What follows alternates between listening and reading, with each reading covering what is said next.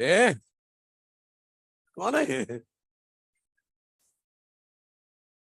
चलो आ जाओ फटाफट। रेस्ट्रिक्शन एंडोन्यूक्लियस की बात हो रही थी, है ना? चलो आ जाओ, रेस्ट्रिक्शन एंडोन्यूक्लियस।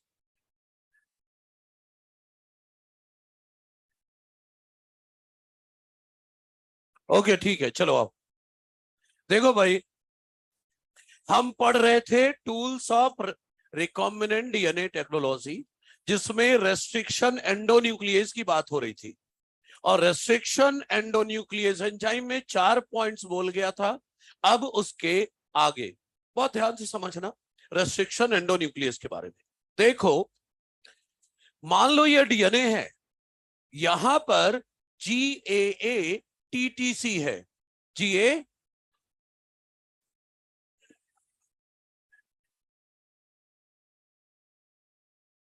GATTC है। ओके ठीक है, चलो आ जाओ, अब देखो जरा। GAATTC। अब सुनिए ध्यान से। रेस्ट्रिक्शन एंडोन्यूक्लियस एंजाइम डीएनए को एक स्पेसिफिक सीक्वेंस पर कट करते हैं, और जिस सीक्वेंस पर कट करते हैं उसे रेस्ट्रिक्शन साइट या रिकॉग्निशन साइट कहते हैं। जहां पर डीएनए काटते उसे क्या बोलते हैं? रेस्ट्रिक्शन साइट या रिकॉग्निशन साइट। मैं एक एग्जांपल देता हूं। मान लो यहां पर एंजाइम है ईकॉर फर्स्ट, डीएनए पर छोड़ दिया इसको। ये डीएनए को वहीं काटेगा जहां पर मिलेगा GAATTC।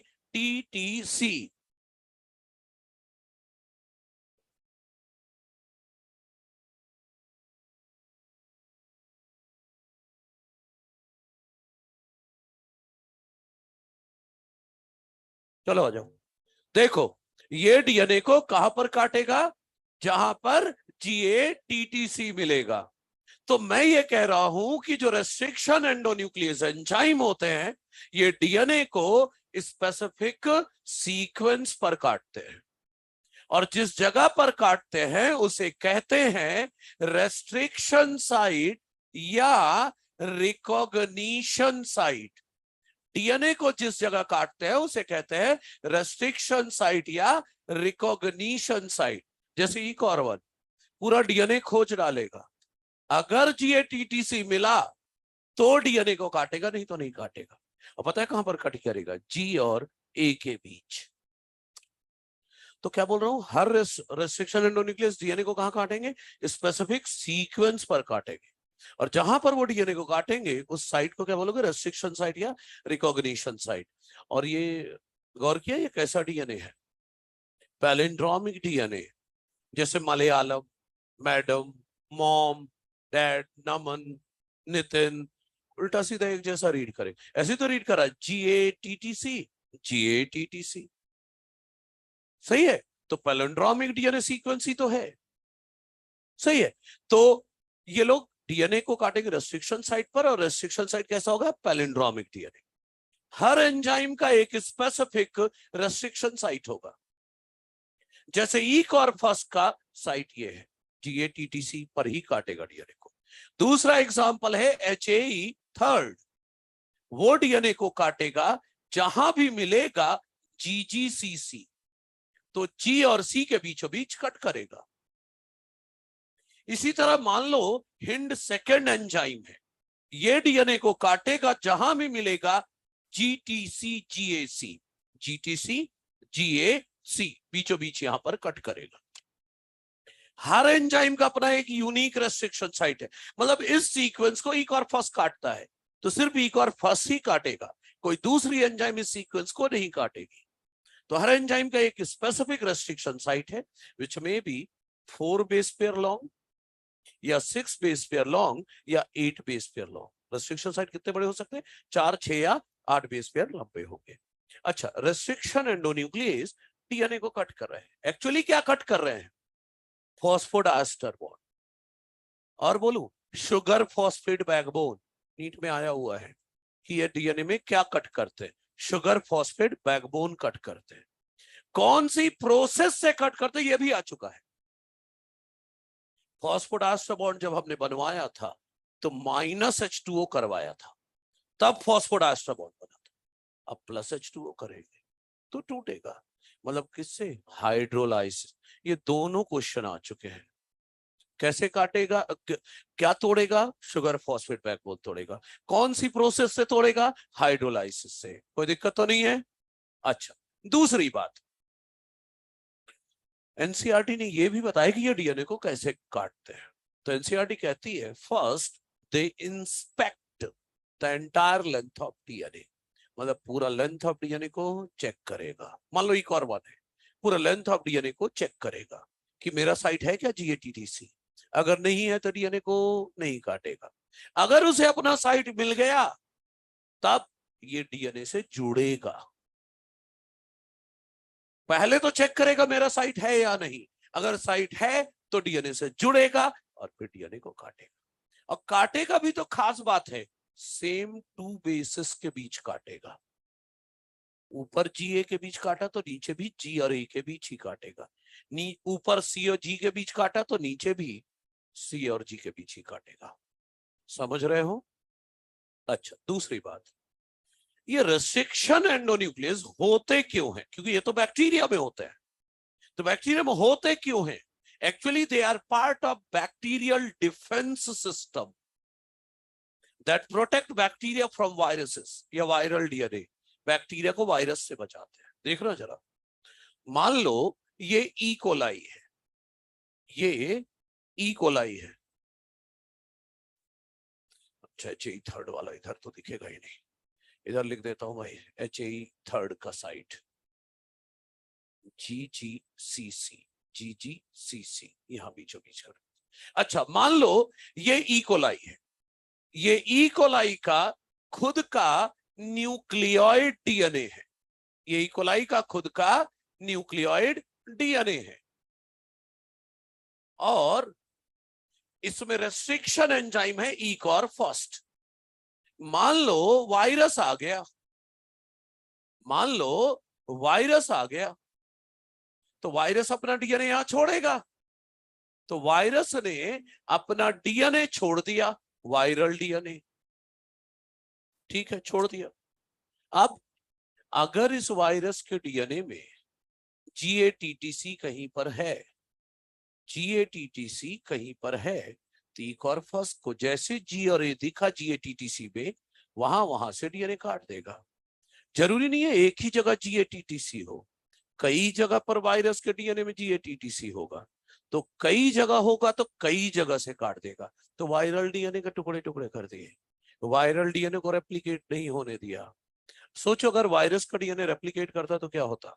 मैंने हर्शे और चेज एक्सपेरिमेंट में बताया था कि वायरस का डीएनए आगे आया, फिर मल्टी रेप्लिकेट करके 1 से 1 लाख कॉपी बन जाएगा, फिर लाखों डीएनए ट्रांसक्रिप्शन ट्रांसलेशन करके वायरस की प्रोटीन बनाएंगे, फिर हर एक प्रोटीन में 1-1 डीएनए भर जाएगा, तो लाखों वायरस बन जाएंगे।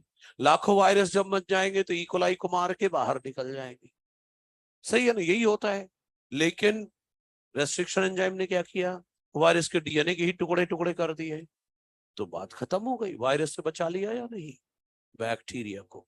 इसीलिए बोल रहा हूं restriction endonuclease are part of bacterial defence system that protect bacteria from viruses. कोई दिक्कत तो नहीं है?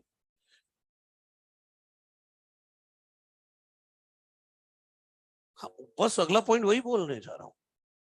अब मैं ये बोल रहा हूं कि ये तो एंजाइम इंसान तो है नहीं कि ये तो अपना डीएनए, चलो छोड़ो ना, उसे तो एंजाइम है, उसे तो डीएनए मिलना चाहिए, GATTC मिलना चाहिए, वहां काटेगा। तो सर इसके पास भी तो, इसके खुद के डीएनए में भी तो GATTC होता होगा। हाँ बिल्कुल होता होगा, लेकिन बैक्टीरिया बहुत समझदार है, उसे पता है मेरे पास ECOR फर्स्ट है, तो जहां जहां GATTC होगा वहां वहां मिथाइलेज एंजाइम की मदद से, मिथाइलेज एंजाइम की मदद से ग्वानिन में लगा दिया 2 methyl group, di methyl guanine. Cytosine में 1 मिथाइल ग्रुप, ग्वानिन में 2 मिथाइल ग्रुप, साइटोसिन में 1 मिथाइल ग्रुप। सर साइटोसिन में 1 क्यों लगाया? अरे एडेनिन और ग्वानिन में 2 रिंग होती है स्ट्रक्चर में, तो 2-2 मिथाइल ग्रुप लगते हैं उनमें। लेकिन साइटोसिन में तो एक ही रिंग होती है, इसलिए एक मिथाइल ग्रुप लगा रहे हैं। ठीक है, अच्छा याद है आपको, मिथाइल ग्रुप लगने से ये एबनॉर्मल बेस बन गए, तो ई कॉर्पस आया, देखा डाई मिथाइल ग्वानीन मिथाइल सच, अरे ये तो डीएनए ही नहीं है, नहीं काटे, लो अपने डीएनए को बचा लिया। तो लाइन सुनो, restriction endonuclease never cut its own bacterial DNA, as bacteria modifies its DNA of restriction site by methylation by use of methylase enzyme। तो अपने डीएनए को कभी नहीं काटेगा, सिर्फ वायरल डीएनए को। एक लेवल आगे बढ़ रहा हूं, बैक्टीरिया का जो डिफेंस सिस्टम है, बैक्टीरिया का जो डिफेंस सिस्टम है, उसका पूरा नाम है, उसका पूरा नाम है restriction modification system, restriction modification system. अब ये जो मॉडिफिकेशन सिस्टम है, इसका हिस्सा है मिथाइलेज एंजाइम, जो खुद के डीएनए को मॉडिफाई करवाता है। सर रेस्ट्रिक्शन सिस्टम का हिस्सा कौन है? रेस्ट्रिक्शन सिस्टम का हिस्सा है रेस्ट्रिक्शन एंडोन्यूक्लियस। क्या करता है ये? रेस्ट्रिक्ट करा देता है the multiplication of viruses, restrict कर देता है मल्टीप्लिकेशन ऑफ वायरसेस को। सही है, ये डिफेंस सिस्टम है इसका। कभी कभी क्वेश्चन आएगा आपके पास कि रेस्ट्रिक्शन एंडोन्यूक्लियस एंजाइम के नाम में रेस्ट्रिक्शन क्यों लिखा है? भाई तू डीएनए काटता है, तेरा नाम एंडोन्यूक्लियस, रेस्ट्रिक्शन एंडोन्यूक्लियस क्यों? तो restriction term in restriction endonuclease indicate करता है कि they restrict the multiplication of viruses in bacteria. सही है। कभी कभी नीट में क्वेश्चन मान लो इस बार आ गया, फंक्शन ऑफ रेस्ट्रिक्शन एंडोन्यूक्लियस बताओ। पहला ऑप्शन जेनेटिक इंजीनियरिंग, लोग बड़े खुश, टिक किए और चले आए। और भाई जेनेटिक इंजीनियरिंग जो है वो एप्लीकेशन है, यूज है रेस्ट्रिक्शन एंडोन्यूक्लियस का, फंक्शन नहीं है। फंक्शन किसे बोलोगे? रेस्ट्रिक्शन एंडोन्यूक्लियस जहां पाया जाता है वहां पर क्या करता है। तो अगर फंक्शन पूछा जाए तो क्या बोलोगे? Restrict the multiplication of viruses. तो फंक्शन समझ गए क्या होगा रेस्ट्रिक्शन एंडोन्यूक्लियस। तो ये रेस्ट्रिक्शन एंडोन्यूक्लियस के बारे में थोड़ी सी जानकारी हो गई, तो आगे ये लिखेंगे हम, इसके बाद फिर रेस्ट्रिक्शन एंजाइम की और भी बातें करेंगे। एक सेकंड, कोई है क्या? कुछ है क्या? लाइए। ट्यूसडे से विकास मित्तल सर मोल कॉन्सेप्ट पढ़ाएंगे। ट्यूसडे से आपकी सीबीएसई बोर्ड इंग्लिश की क्लास स्टार्ट हो रही 10 से 11:30, 3rd फ्लोर रूम नंबर 6 सामने वाले क्लास। 16 जुलाई वाले टेस्ट का सिटिंग अरेंजमेंट आ गया है, देख ले नोटिस बोर्ड पर। ठीक है, चलिए लिखिए। लिखिए, 4 लाइन लिख चुके थे हम, अब अगली लाइन से शुरू करना है। रेस्ट्रिक्ट, और जब जब मैं रेस्ट्रिक्शन एंडोन्यूक्लियस बोलूं शॉर्ट में RE लिखना, ताकि थोड़ा जल्दी लिख सको। चलो लिखो, restriction endonuclease cut DNA, restriction endonuclease. अरे ट्रांसडक्शन कैसे होगा? अरे भाई हर वायरस के डीएनए में थोड़ी ना GATTC है, सिर्फ उस वायरस को खत्म करेगा जिसमें GATTC हो। ठीक है, बायोटेक नहीं आएगा टेस्ट में। ठीक है, चलिए क्या लिख रहे थे? Restriction endonuclease cut DNA at a specific sequence, restriction endonuclease cut DNA at a specific sequence called restriction site, or recognition site, restriction site or recognition site, which are usually palindromic DNA. Restriction site or recognition site which are usually palindromic DNA, मतलब उल्टा सीधा एक जैसा read करेगा, which are usually palindromic DNA। अगला, each restriction endonuclease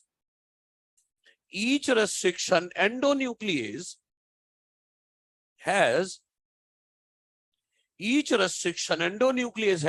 its own specific restriction site, has its own specific restriction site. It's a specific restriction site which may be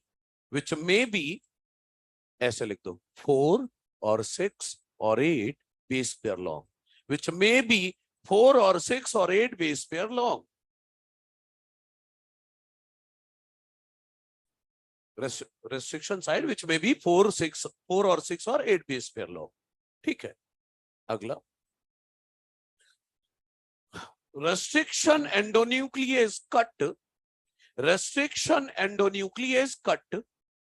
phosphodiester bond, restriction endonuclease cut phosphodiester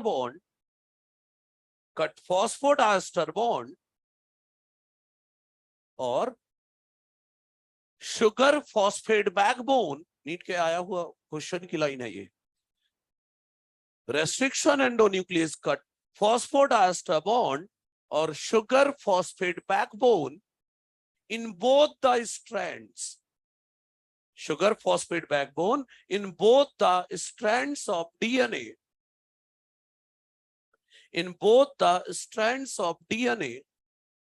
cut phosphodiester bond या sugar phosphate backbone in both the strands of DNA by process called hydrolysis,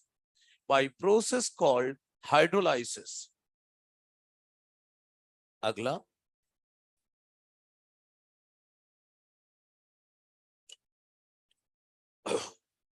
restriction endonuclease are part of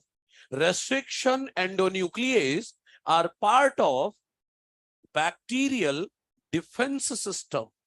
Restriction endonuclease are part of bacterial defense system,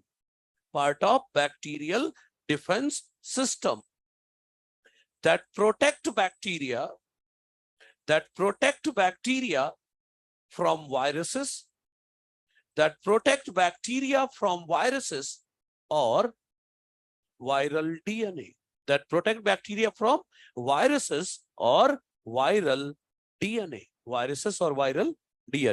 एक line और कि खुद का DNA क्यों नहीं काटते. Restriction endonuclease do not cut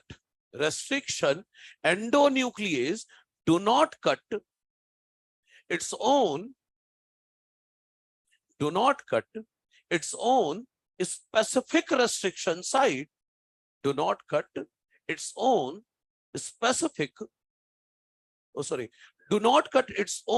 bacterial DNA, ऐसा लिखे, do not cut its own bacterial DNA,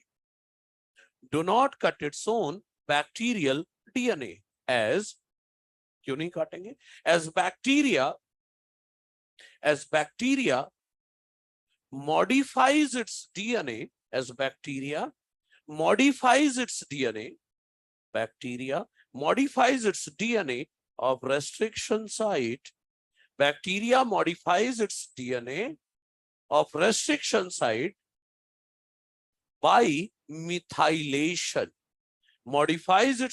of restriction site, by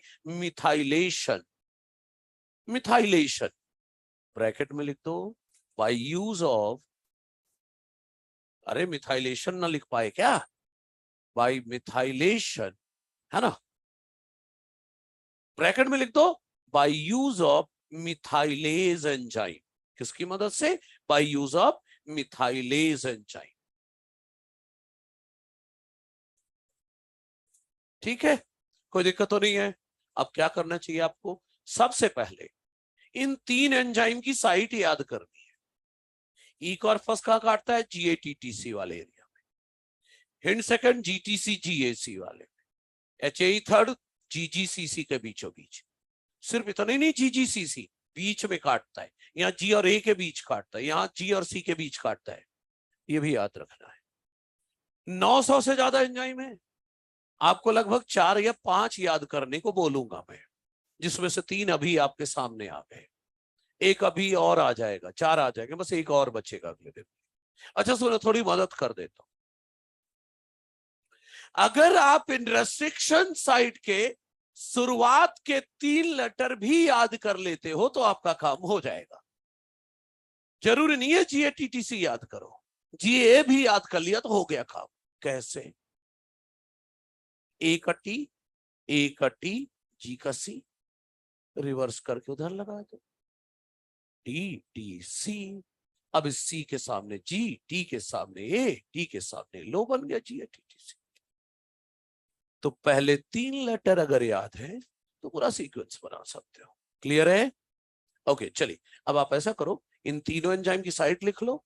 ये बैक्टीरियल डिफेंस सिस्टम, ये लिख दो। डायग्राम अपनी इच्छा देख लो, पर लिखना हो लिखो, बनाओ, नहीं तो ये लिखने वाला काम जरूर करना है। आगे साइट लिखो।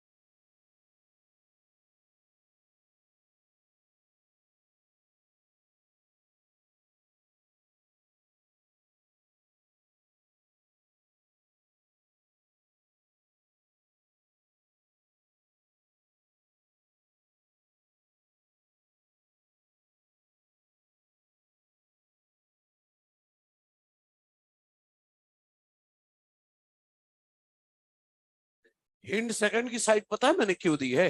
क्योंकि एनसीईआरटी ने लिखा है पहली रेस्ट्रिक्शन एंजाइम जो खोजी गई वो हिंड सेकंड है, लेकिन ये डीएनए को कहां काटता है ये 5 साल बाद पता चला। ये लिखा है एनसीईआरटी में। तो नीट वाले ये थोड़ी पूछेंगे कितने साल बाद पता चला कहां काटता है, बल्कि वो ये पूछेंगे कहां काटता है, तो वो जरूरी है।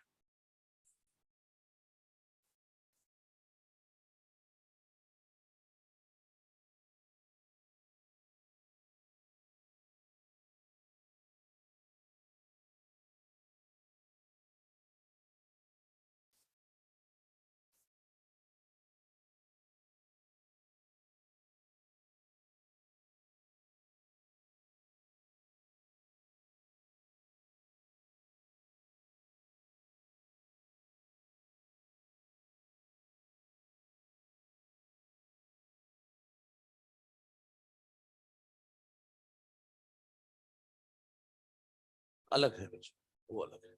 ये 3 साइट लिख लो और फिर उधर वो बैक्टीरियल डिफेंस सिस्टम।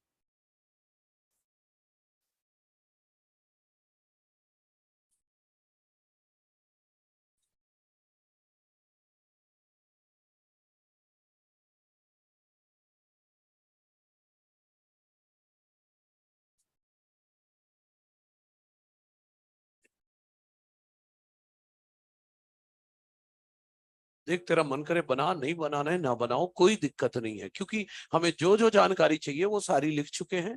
और नीचे बैक्टीरियल डिफेंस सिस्टम बता ही दिया है ना, bacterial defence system, restriction modification system.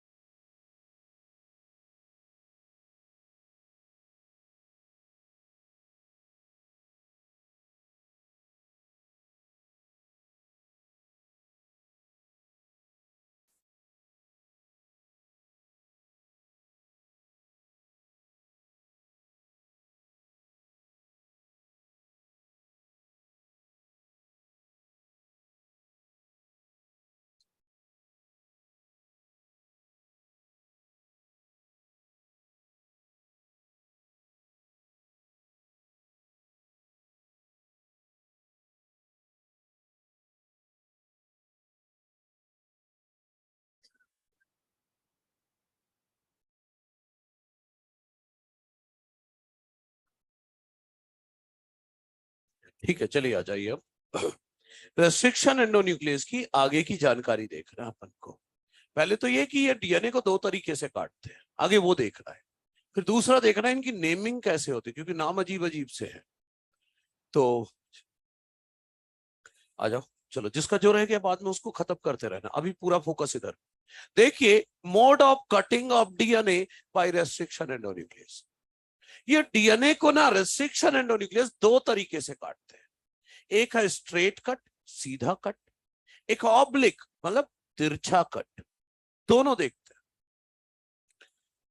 Straight cut के लिए पहले मैं एक एग्जांपल ले रहा हूं, स्माफास्ट एंजाइम। इसका नाम स्माफास्ट इसलिए है क्योंकि इसे जिस बैक्टीरिया से निकाला गया था उसका नाम है सेरेशिया। सेरेशिया का एस, मार्सीसेंस का मा, स्माफास्ट। सही है? तो सेरेशिया मार्सीसेंस से निकाला गया स्माफास्ट। इस एंजाइम की जो रेस्ट्रिक्शन साइट है वो है CCC GGG। CCC GGG ये साइट है। ये हाइड्रोजन बॉन्ड बना देता हूं। ये जो स्माफास्ट एंजाइम है ये रेस्ट्रिक्शन साइट को देखिए, restriction endonuclease cut DNA exactly at the centre of restriction site. 6 base pair लंबा है तो सेंटर कहां हुआ? थर्ड और फोर्थ के बीच, यहां से और यहां से कट करेगा। ठीक है, तो चलो कट कर देते हैं। तो जब ये कट हुआ तो दो हिस्से बन गए, दो हिस्से बन गए, प्लस लगा दे रहा हूं।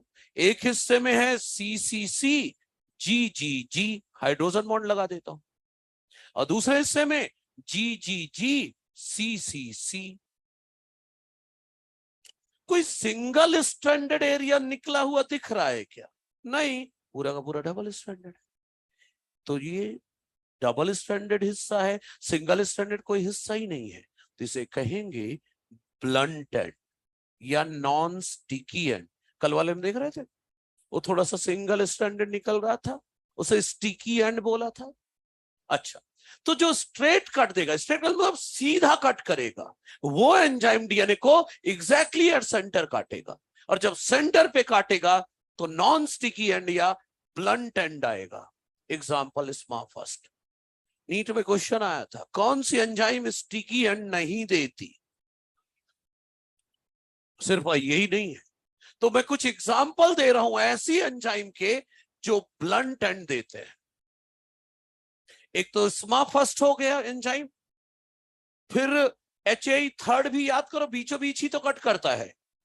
GGCC बीचों बीच, हिंड सेकंड भी तो बीचों बीच ही कट किया था, अगर ध्यान दिया हो। GTC GAC बीचों बीच। एक और ऐड कर रहा हूं, एक और फिफ्थ। ये चारों ब्लंट एंड देते हैं। कुछ एग्जाम्पल। अब चलिए ऑब्लिक कट। ये जो तिरछा काटते हैं डीएनए को, they cut DNA not from the center, they cut DNA little away from the center of restriction site। और जब ऐसा कट होगा तो स्टिकी एंड या कोहेसिव एंड आएगा। चलो एग्जांपल ले लेते हैं ईकॉर फर्स्ट एंजाइम का। ईकॉर फर्स्ट याद करो, डीएनए में है GAA-TTC, GAA-TTC, हाइड्रोजन बॉन्ड बना देते हैं। ये लो, अब जो सेंटर से काटता वो तो यहां से काटता, ये सेंटर से थोड़ा हट के काटते हैं। सेंटर ये है, ये सेंटर से हट के काट रहा है, सेंटर से हट के। सेंटर ये है, सेंटर से हट के काट रहा है। सही है? चलो कट करके देखते हैं। इधर देखना, जब ये कट हुआ तो इधर तो सिर्फ G बचा और ये C, फिर इधर T भी तो है, फिर T है, फिर A है, फिर A है। ये हिस्सा अलग होगा क्योंकि G तो अलग हो गया है। अच्छा, दूसरा हिस्सा देखो, दूसरे हिस्से में G तो अलग हो गया, लेकिन ये हिस्सा AATTC, सामने G है, ये हिस्सा अलग हो गया। क्या कहते हो? तभी तो बोला तिरछा कट हुआ, ऐसे कट हुआ है। अब देख रहे हो आप, single stranded area, single stranded area, इसी को तो स्टिकी एंड या कोहेसिव एंड कहते हैं। तो जो एग्जैक्ट सेंटर पर काटेगा वो ब्लंट एंड देगा, और जो सेंटर से थोड़ा हट के काटेगा वो स्टिकी एंड देगा। अब ऐसी एंजाइम की एग्जांपल जो स्टिकी एंड देते हो, जैसे ब्लंट के एग्जांपल दिए, स्टिकी के बता रहा हूं। एक एग्जांपल तो आपके सामने ही है, ईकॉर फर्स्ट और Bam H first, Sal first, Hind third. Hind second blunt end देता है, लेकिन हिंड थर्ड स्टिकी एंड देता है। क्या?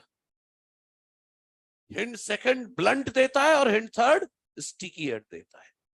तो ये था डीएनए को ये लोग कैसे काटते हैं, ये कर लो। अब इसके बाद बताने वाला हूं इनकी नेमिंग कैसे होती है। क्लियर? कंप्लीट कर ले।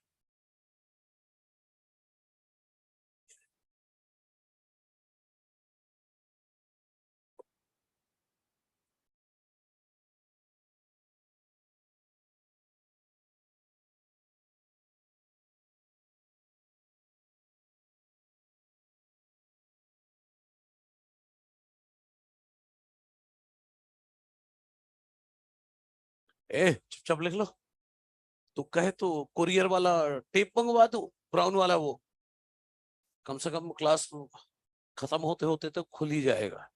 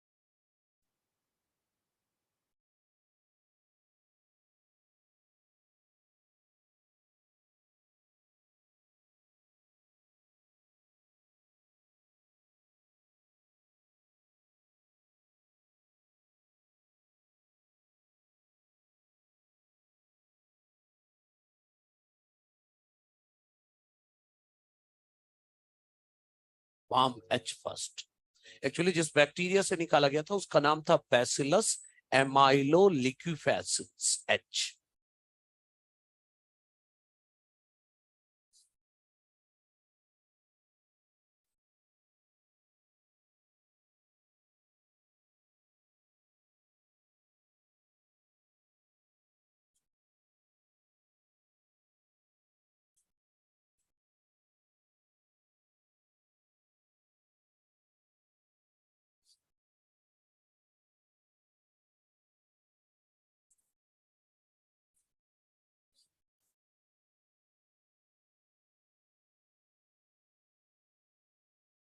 अरे सी और जी के बीच 3 बनाने हैं हाइड्रोजन बॉन्ड, ये भी अभी याद करना पड़ेगा। आखिरी वाला सी देख जरा, 2 हाइड्रोजन बॉन्ड बनाए तूने। हम्म, डीएनए पढ़ा है ना, जी और सी के बीच 3, ए और टी के बीच 2 हाइड्रोजन बॉन्ड होता है ना।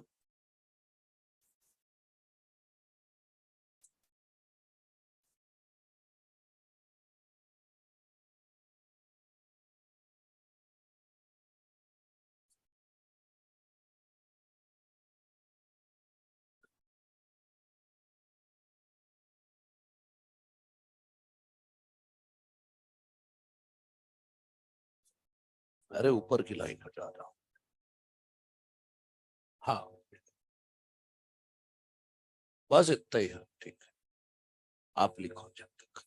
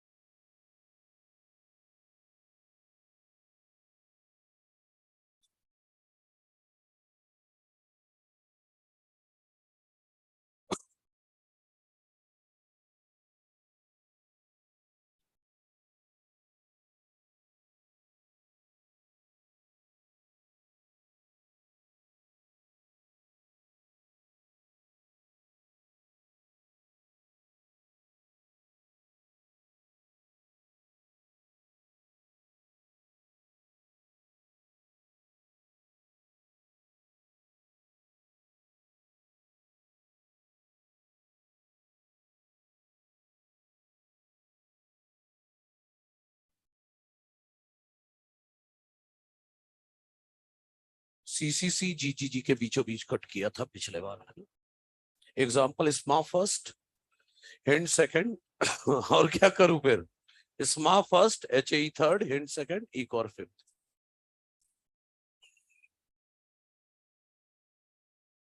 स्मा first, H A third, hint second, इक और फिफ्थ।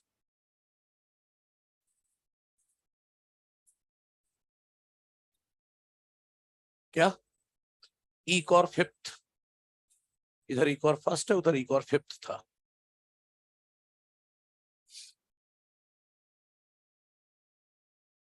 ठीक है, कंप्लीट करो भाई।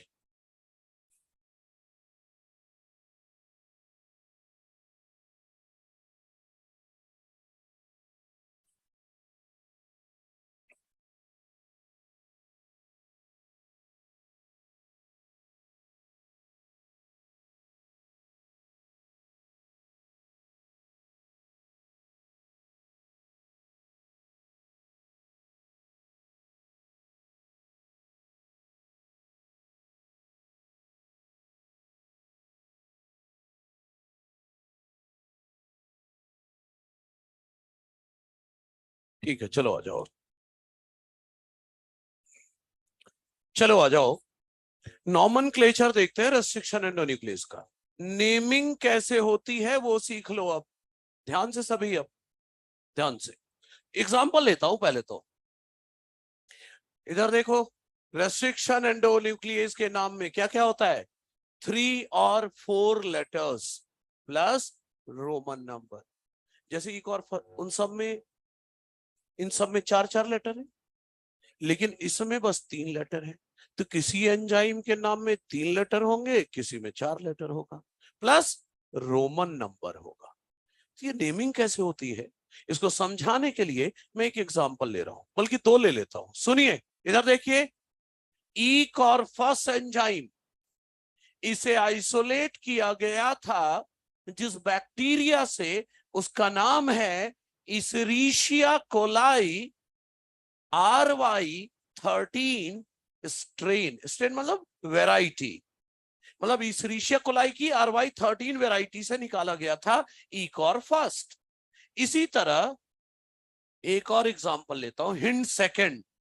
हिंड सेकंड एंजाइम को निकाला गया था from bacteria Haemophilus, Haemophilus influenzae RD strain से, RD स्ट्रेन से।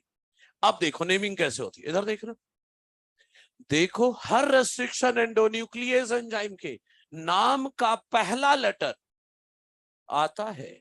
जिस बैक्टीरिया से निकाला गया है उसके जीनस का पहला लेटर। इसेरिशिया का ई, हीमोफिलस का H. First letter of restriction endonuclease कहां से आया? First letter of genus of bacteria from which that enzyme has been isolated. ठीक। अब सर सेकंड और थर्ड लेटर कहां से आता है? कोलाई का को, ये जीनस है, ये स्पीसीज है। कोलाई का को, इन्फ्लुएंजा का इन, मतलब जिस बैक्टीरिया से निकाला गया है उसके स्पीसीज के पहले दो लेटर, यही तो लिखा है। सेकंड और थर्ड लेटर कहां से आया? First and second letter of species of bacteria, जहां से वो एंजाइम निकाली गई। सही है। चौथा लेटर ऑप्शनल है। क्यों? अरे कुछ एंजाइम ऐसी भी तो है जिनमें चौथा लेटर है ही नहीं। इसमा फर्स्ट, कहां है चौथा लेटर? नहीं है। तो कुछ एंजाइम में चौथा लेटर होगा, कुछ में नहीं होगा। जिनमें होगा वो क्या बताएगा? जिस बैक्टीरिया से निकाला गया है उसके स्ट्रेन का कोई सा भी लेटर। इसेरिशिया कोलाई का कौन सा स्ट्रेन है? RY13। RY13 का R. Haemophilus influenzae RD strain का आर नहीं, डी, दूसरा लेटर नहीं।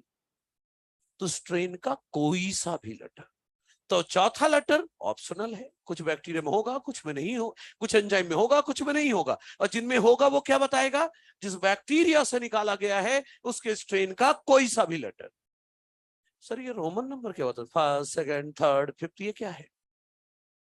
इसेरिशिया कोलाई RY13 से जो पहला रेस्ट्रिक्शन एंजाइम निकला, आई डिस्कवर नहीं, आइसोलेट हुआ, उसका नाम है इकॉर फर्स्ट। जो दूसरे नंबर पर आइसोलेट हुआ, इकॉर सेकंड। जो तीसरे नंबर पर आइसोलेट हुआ, इकॉर थर्ड। जो चौथे नंबर पर इकॉर फोर। और जो पांचवें नंबर पर आइसोलेट हुआ उसका नाम इकॉर फिफ्थ। अभी थोड़ी देर पहले लिखा था। इससे जो पहली एंजाइम निकली, हिंड फर्स्ट। जो दूसरी निकली, हिंड सेकंड। और जो तीसरे नंबर पर निकली, हिंड थर्ड। क्या बोला रोमन नंबर? क्या बताते हैं? ऑर्डर ऑफ डिस्कवरी नहीं। डिस्कवरी तो बैक्टीरिया में देख लिया, बात खत्म। डिस्कवरी नहीं, बैक्टीरिया से निकालना। तो कहीं पर आ जाए कि Roman number order of discovery बताता है तो गलत है। रोमन नंबर क्या बताता है? Sequence order of isolation of that enzyme from that strain of bacteria. तो याद रखना, Roman number order of discovery नहीं, ऑर्डर ऑफ आइसोलेशन। क्लियर है? ये नॉमेनक्लेचर हो गया। मैंने बोला था पिछली क्लास में लगभग 40 से 50 मिनट बोलूंगा रेस्ट्रिक्शन एंजाइम, 50 मिनट बोल चुका हूं। तो ये रेस्ट्रिक्शन एंजाइम पूरी हो गई। इसके बाद अभी तक दो ही एंजाइम पड़ी है। एक लाइटिक एंजाइम जो सेल की बाउंड्री तोड़ते थे, दूसरी क्लीविंग एंजाइम या न्यूक्लियेज, जो कि दो तरह की थी, एक्सोन्यूक्लियेज और एंडोन्यूक्लियेज। ये एंडोन्यूक्लियस का टाइप चल रहा था, रेस्ट्रिक्शन एंडोन्यूक्लियेज। तो अभी तक दो ही एंजाइम पड़ी है। अब मैं थर्ड, फोर्थ, फिफ्थ एंजाइम ला रहा हूं। आगे ये खत्म करें।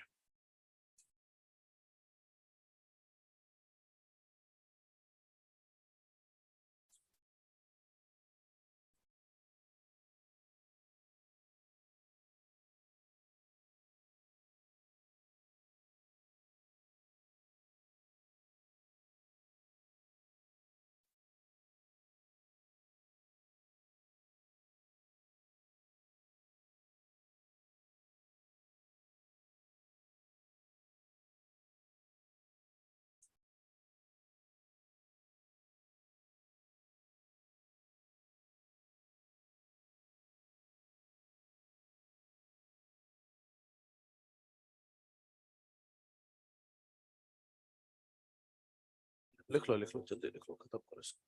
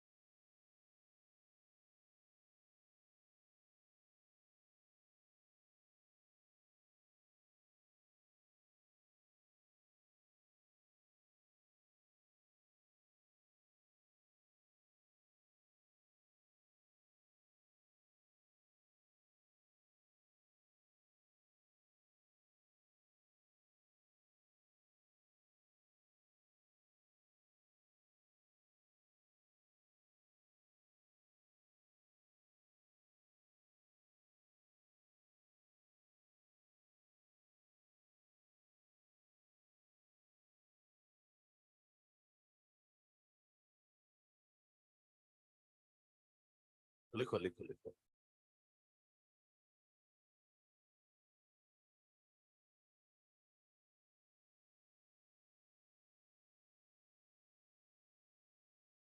पहली लाइन हटा रहा हूं मैं।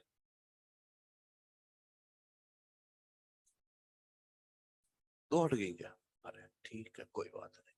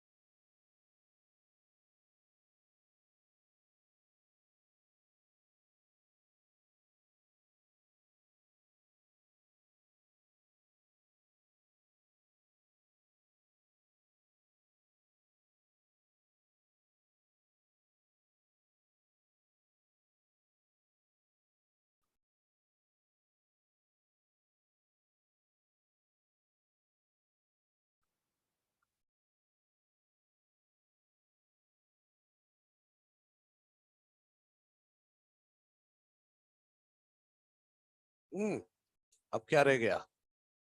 साइड। ले भाई, अब कितना पी और आगे? नहीं कोई नहीं, लिखो लिखो। अभी मेरे पास है एक लाइन।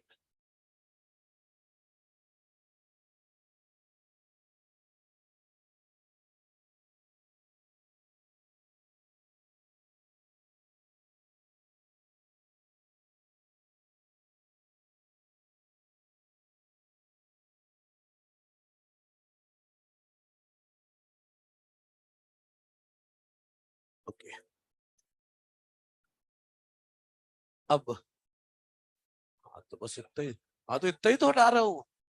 चलो, अच्छा चलिए सुनिए। 5 एंजाइम थी, 2 पढ़ चुके। जो तो बोर्ड में लिखी है ये पहले से पता है आपको। एक्चुअली मुझे 5वीं एंजाइम बता दी, फिर भी एक बार सुन लो। और सुनो इधर, थर्ड एंजाइम ज्वाइनिंग एंजाइम कौन है? डीएनए लाइगेज, ये मॉलिक्यूलर ग्लू कहते हैं, सिंपल। चौथा है सिंथेसाइजिंग एंजाइम, ये क्या करेगा?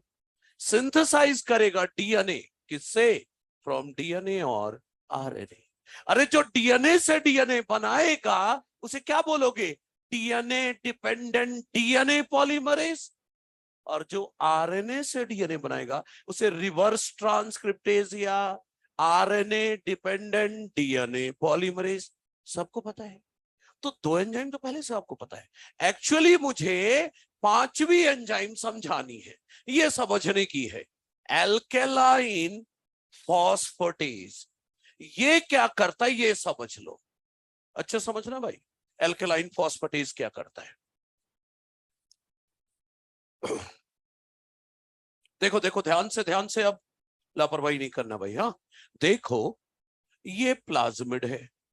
हम लोग क्या करते हैं, इधर इधर बोर्ड की तरफ, प्लाज्मिड को क्या करते हैं? कट करते हैं। कट करते हैं तो ये ऐसे कट होता है, याद करो। कुछ इस तरह के स्टिकी एंड आ जाते हैं। मान लो ये 5 डैश एंड है, तो ये 3 डैश एंड है। तो ये 3 डैश एंड है तो ये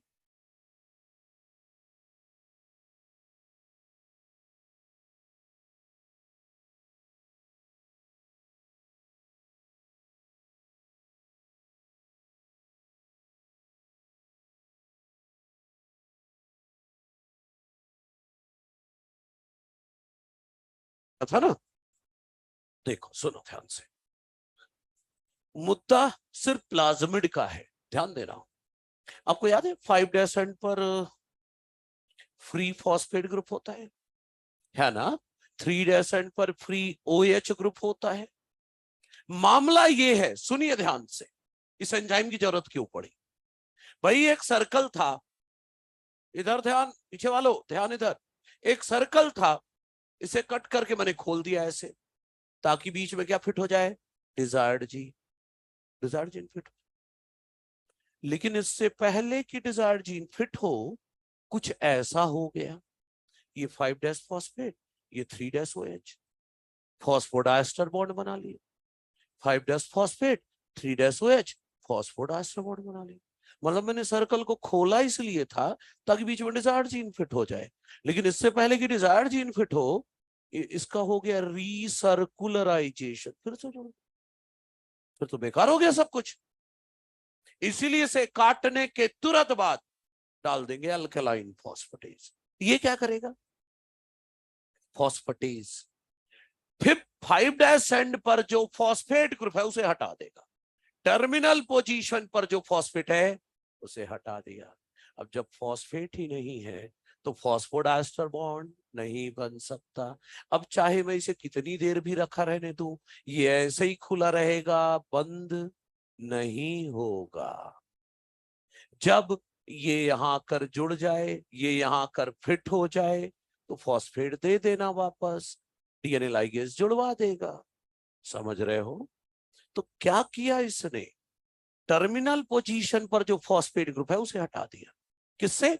कटे हुए सर्कुलर डीएनए से, ताकि इसका फिर से सर्कुलराइजेशन ना हो जाए। बात समझ में आई मेरी? तो देखो मैं शब्दों में लिख रहा हूं, देखना समझ में आ रहा है क्या? ये रिमूव क्या? Terminal 5' phosphate group. कहां से फॉस्फेट ग्रुप हटा रहा है? फ्रॉम कटा हुआ सर्कुलर डीएनए। किस लिए? So as to prevent its recircularization, वापस सर्कल ना बन जाए, इसलिए। क्लियर है ये बात? अच्छा, दूसरी बात सुनिए। देखो, पहला टूल पढ़ रहे थे हम, एंजाइम्स, पूरा हो गया। दूसरा टूल क्या बोला था मैंने, क्या पढ़ेंगे? वेक्टर डीएनए या व्हीकल डीएनए, यही बोला था। ए प्लाज्मिड की नजरिए से 2 लाइन बोल रहा हूं इस पर, 2 लाइन का कमेंट कर रहा हूं। प्लाज्मिड की नजर से बोलो इसे कि it is a special DNA that carries या transfer desired gene into host cell. क्या करता है ये? डिजायर्ड जीन को होस्ट सेल में ले जाता है। अब बोलो, इसके पास कैपेबिलिटी है सेल्फ रेप्लिकेशन की। बैक्टीरिया में जाकर ये खुद भी रेप्लिकेट करेगा, मेरी डिजायर्ड जीन की भी कॉपी करवाएगा।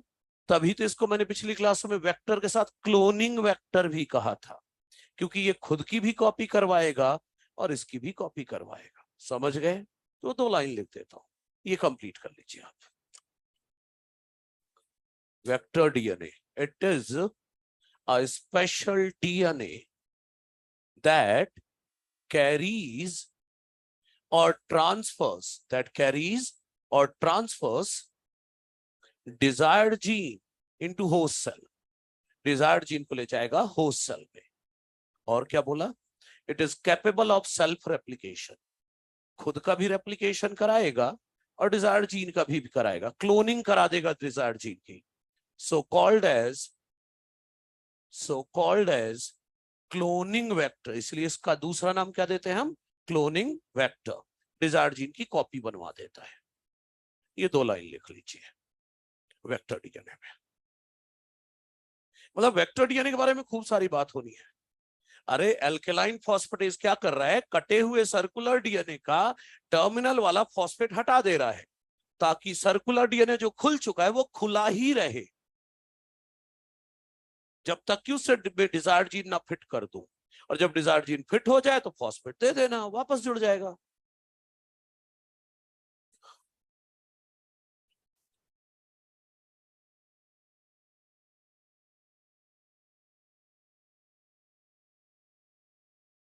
सही है ना? फॉस्फेटेज डालने की जरूरत इसीलिए पड़ी थी ना, नहीं तो ये तो फॉस्फेट और OH जुड़कर वापस फॉस्फोडाइस्टर बॉन्ड बन जाता, फिर से सर्कल हो जाता। तो फॉस्फेट ही हटा दिया तो बनेगा ही नहीं, फॉस्फोडाइस्टर बॉन्ड खुला रहेगा।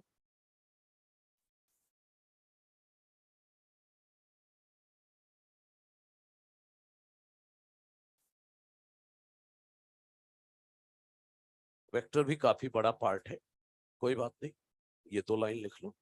इसके बाद डिस्कशन कर लेते हैं, डाउट जो भी हो वो बता।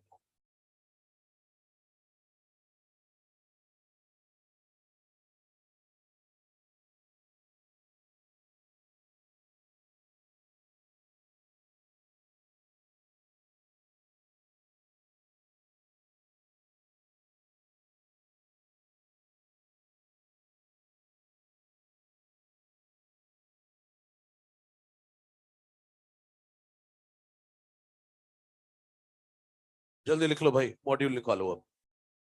एक्सरसाइज 2 के कुछ क्वेश्चन कर लिए थे, कुछ बाकी रह गए थे, वो करते हैं, और एक्सरसाइज 3।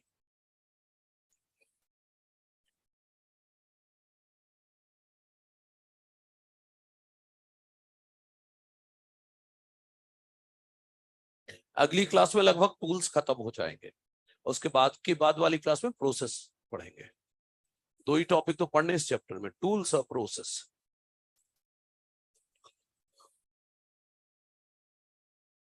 क्या क्या किया? हाँ है ना, जरूरत तो नहीं है, वो तो लीनियर डीएनए है ना, वो काहे को सर्कल बनेगा।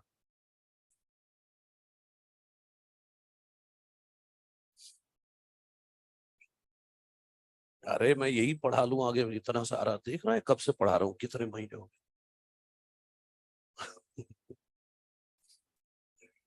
अरे अभी तो यही देखो ना, अभी काफी कुछ है। अभी बायोटेक के 2 चैप्टर हैं, ये है। मतलब अगले के, मतलब आने वाले 2 वीक में ये बायोटेक, मतलब अगले, ये मंडे नहीं, अगले मंडे तक में ये चैप्टर खत्म हो जाएगा, बायोटेक का दूसरा शुरू हो जाएगा। बायोटेक के दूसरे चैप्टर में लगभग 2.5 लेक्चर के आसपास लगते हैं। फिर माइक्रोब्स और प्लांट ब्रीडिंग में 2-2.5 लेक्चर, 2 चैप्टर हैं, 2.5-3 लेक्चर में हो जाते हैं। फिर बायोमोलिक्यूल है, वो पढ़ा था ना, वो भी है। अरे बहुत है अभी, अभी बाद में देखेंगे, तब की तब देखेंगे, अभी तो ये संभालो। कब तक? और रिक्वायरमेंट के ऊपर है, कहीं जरूरत पड़ेगी तो उधर चला जाऊंगा, वो देखेंगे तब की तब देखेंगे। अरे आगे ये तो पढ़ो, अभी मॉड्यूल 10 पूरा पढ़ा है। ओके, जल्दी निकालो एक्सरसाइज 2 डाउट्स। हाँ देखिए, हाँ 30 तक हो चुका था, क्वेश्चन नंबर 30 के आगे जो भी डाउट हो पूछ लो भाई, फटाफट। है ये एक्सरसाइज 2 में क्वेश्चन नंबर 30 तक की बात हो गई थी, उसके आगे के क्वेश्चन जिसको जो डाउट हो पूछ सकते हैं। नहीं है तो बैठना तो पड़ेगा, है ना, कुछ नहीं कर सकते। ऐसा करेंगे ना, जो दूसरे लोग पूछेंगे उसका जवाब देगा वो। क्वेश्चन नंबर 44, बच्चे देखो, बढ़िया क्वेश्चन है वो, लेकिन एक बात समझो, क्वेश्चन में जिसके बारे में कुछ नहीं दिया है, हम अपनी तरफ से किसी को भी बीमार या कैरियर नहीं बनाएंगे। उस क्वेश्चन में बेटे का बेटा क्या आ रहा है, बेटा क्या आ रहा है, x+y, है ना, बेटा आ रहा है। क्या क्वेश्चन क्या है, मम्मी कैसी उसकी, नॉर्मल, और मेल कैसा है, कलर ब्लाइंड। ये क्वेश्चन है भाई, तो इनका बेटा जो होगा वो तो x+y होगा, बेटे की बात हो गई। अब पूछा बेटे का बेटा कलर ब्लाइंड, तो मुद्दा ये सर उसकी वाइफ के बारे में तो बताओ, दिया ही नहीं है। तो हम अपनी तरफ से किसी को भी बीमार या कैरियर नहीं बनाएंगे, हम नॉर्मल लेंगे।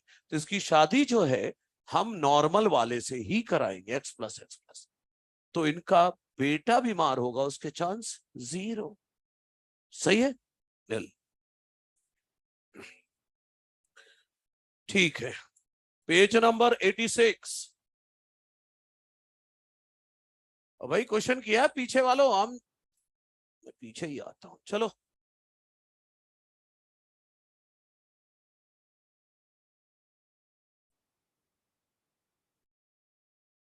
मॉड्यूल है नहीं है? है, अच्छा, ये देखा भी निकल रही है मॉड्यूल, मॉड्यूल नंबर 9।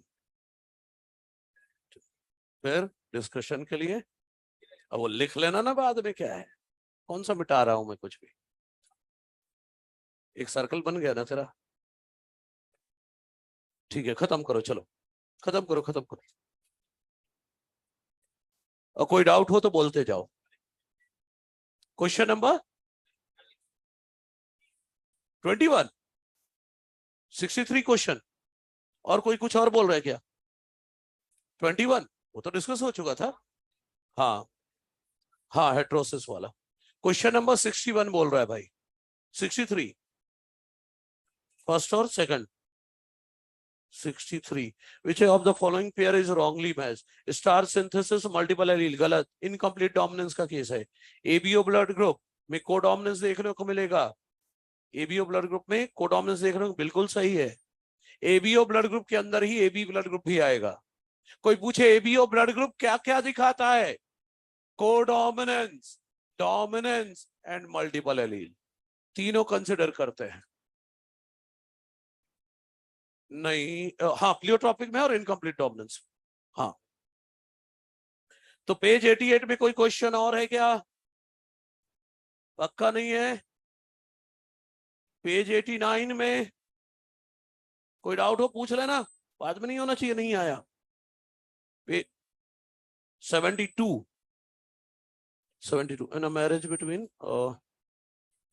मेल का ब्लड ग्रुप ए है, फीमेल का ब्लड ग्रुप बी है, बच्चे ए बी वाले हैं। बच्चे ए बी वाले हैं मतलब तो फिर क्या हो सकता है? आई ए आई बी आई हो जाएगा ना, ए ब्लड ग्रुप भी और ए बी आ जाएगा। चौथा लेगा ना तो ओ ब्लड ग्रुप वाले भी बच्चे आ रहे हैं, और ओ तो दिया नहीं है। कौन पूछ रहा था? ओ वाला तो बच्चा कोई दिया नहीं है क्वेश्चन में, तो हम कौन सा प्रेफर करेंगे? आई, हाँ बिल्कुल। क्वेश्चन नंबर 97 पेज 90 में कोई क्वेश्चन हो तो बोले। नहीं है क्या? Question number 97। अच्छा ठीक है, आगे 96, क्वेश्चन 96 इसका जवाब देना, ठीक है? आऊं वहां पर? हाँ चल जवाब देना। हीमोफीलिया, कभी भी कोई पापा हीमोफीलिया अपने बेटे को नहीं देगा, क्यों? इसका जवाब सही है ये लाइन, क्यों नहीं देगा वो बताओ। हाँ पड़ोस वाला बता रहा है, तू बता रहा है। हाँ बोलो। हाँ क्या? नहीं, पापा हीमोफिलिक है, पापा हीमोफिलिक है और बेटे को हीमोफीलिया नहीं जाएगा। सामने वाला कुछ बोल रहा है, हाँ ये कुछ बोल रहा है, क्योंकि हीमोफीलिया की जीन एक्स क्रोमोसोम पर है। अब पापा से बेटे को एक्स नहीं जाता, वाई जाता है। तो सर्सन रीजन आ चुका है, ध्यान रखना है ना।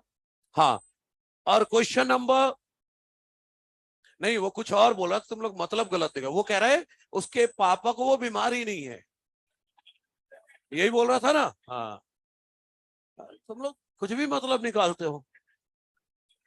क्वेश्चन नंबर 97 देखो, क्वेश्चन 97 में दिया है रेंज ऑफ शेडेड है कलर के। रेंज ऑफ कलर के शेड तो पॉलीजेनिक इनहेरिटेंस में ही आते हैं। अब पॉलीजेनिक इनहेरिटेंस में F1 जब भी आया है इंटरमीडिएट ही आया है। कर्नल कलर में intermediate red, human skin colour में इंटरमीडिएट ब्राउन, तो F1 तो इंटरमीडिएट ही आएगा। अगर F2 पूछा होता तो इसका आंसर आता ये first, range of colour shade, अलग अलग कलर शेड आते, very light, light, dark, very dark सब आते। ठीक है, ठीक है। एक्सरसाइज 3 में कोई क्वेश्चन इधर ऑनलाइन वाला भी है क्या कोई? ठीक है, सब सही है।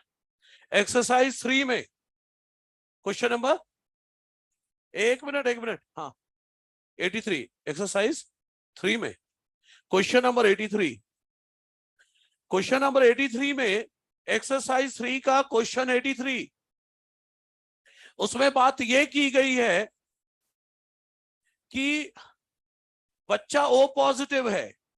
अगर एक भी parent A B blood group वाला है तो बच्चा ओ वाला तो हो ही नहीं सकता। तो फर्स्ट और थर्ड ऑप्शन ऐसे ही खत्म हो गए।